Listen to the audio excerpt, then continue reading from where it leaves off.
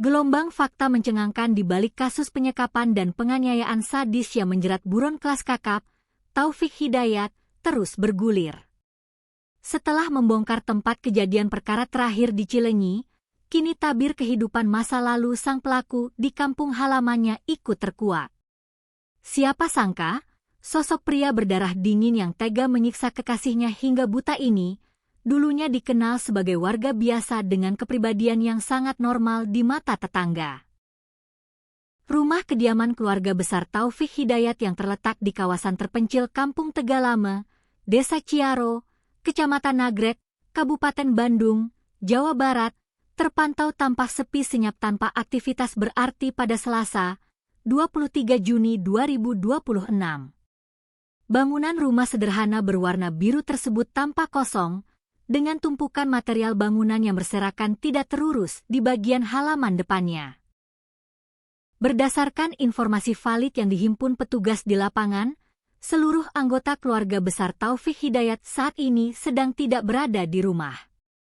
Mereka dilaporkan tengah dibawa dan berada di Mako Polda Jawa Barat guna menjalani pemeriksaan intensif sebagai saksi terkait kasus domestik luar biasa yang kini tengah menjadi pusat perhatian penuh dari publik nasional. Ketua RT setempat, Abdul Ghani Jalaluddin, membenarkan secara resmi bahwa pria berusia 30 tahun yang kini menjadi buron itu merupakan warga asli yang lahir dan tumbuh besar di kampung tersebut. Sebagai pemuka warga, Ghani mengaku sangat mengenal dekat sosok Taufik Hidayat sejak sang pelaku masih bayi merah hingga menginjak usia dewasa. Benar, dia memang anak sini, warga asli kami, dan lahir di kampung ini. Saya pribadi tahu dan mengawal pertumbuhannya sejak dia masih bayi. Dia menempuh pendidikan sekolah dasar di kampung ini, lalu melanjutkan SMP di kampung sebelah, dan terakhir menyelesaikan sekolah SMK-nya di daerah Limbangan, Garut, ungkap Abdul Ghani Jalaluddin menceritakan rekam jejak masa lalu pelaku kepada awak media. Ghani menjelaskan lebih detail bahwa Taufik Hidayat merupakan anak ketiga dari 4 bersaudara.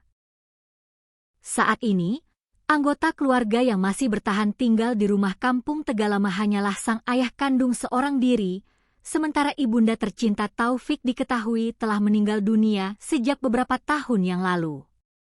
Mendengar kabar bahwa Taufik tersandung kasus dugaan penyekapan berencana dan penganiayaan berat terhadap korban YTR, Ghani selaku tetangga dekat mengaku sempat syok berat dan tidak percaya.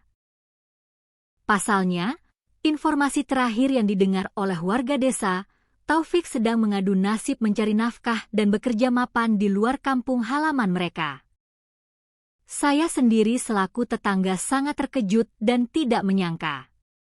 Selama ini kami mengira dia pergi untuk bekerja di kota.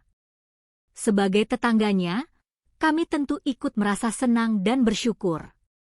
Terlebih, kondisi ekonomi keluarganya bisa dikatakan tergolong kurang mampu.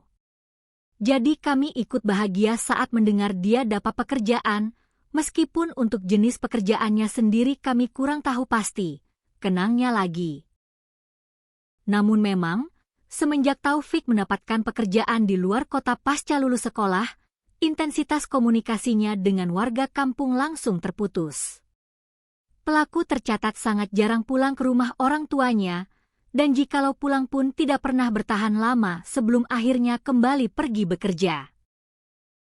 Dengan mencuatnya tragedi memilukan ini, di mana korban YTR disekap selama 3 tahun hingga mukanya remuk, bibir digunting, dan kedua mata mengalami kebutaan permanen di RSHS Bandung, warga berharap pihak kepolisian Polda Jabar dapat segera menangkap Taufik agar kasus ini diusut secara tuntas dan seadil-adilnya.